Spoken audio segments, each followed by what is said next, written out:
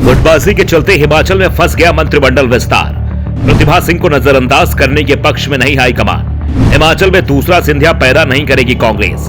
सुक्खू और प्रतिभा की खींचतान में लटका मंत्रिमंडल विस्तार। हिमाचल ने रिवाज को निभाया, 5 साल बाद सत्ता में बदलाव कर दिया। बीजेपी की ओर से इस बदलाव को खारिज किए जाने के दावे किए जा रहे थे।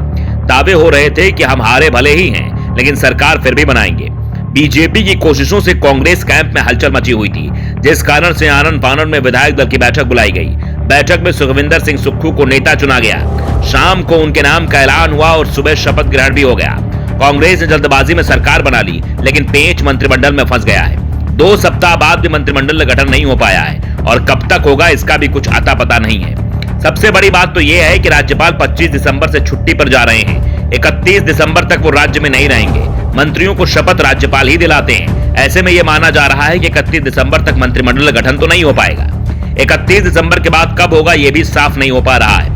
हिमाचल प्रदेश कांग्रेस में मंत्री पद को लेकर अब 2 खेमे आमने सामने भी आ चुके हैं। प्रतिभा सिंह भले ही सीएम पद की लड़ाई सुक्खू से हार गई हो, लेकिन मंत्रिमंडल में वो शक्ति संतुलन अपने पक्ष में रखना चाहती हैं। विधायकों के समर्थन की बात है तो आज भी उनके पास सबसे ज्यादा विधायकों का समर्थन हासिल है।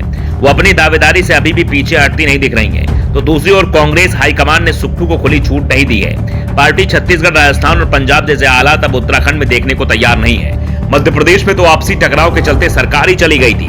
वैसे भी हिमाचल प्रदेश छोटा सा राज्य है। यहाँ 8-10 विधायकों ने भी पाला बदला तो कांग्रेस पार्टी मुश्किल में फंस जाएगी। इसलिए हाईकमान इस बार विशेष सतर्कता बरत रहा है। दावा किया जा रहा है कि संभावित मंत्रियों के नाम वाली 3 लिस्टें पार्टी हाईकमान के पास पहुंची हैं।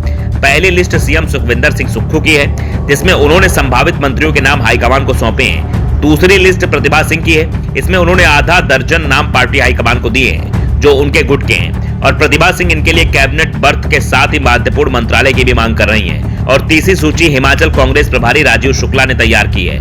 पार्टी हाईकमान इन तीनों ही सूचियों को लेकर गंभीरता से मंथन कर रहा है, लेकिन इस मैराथन मंथन के चलते हिमाचल में मंत्रिमंडल विस्तार लटक गया है।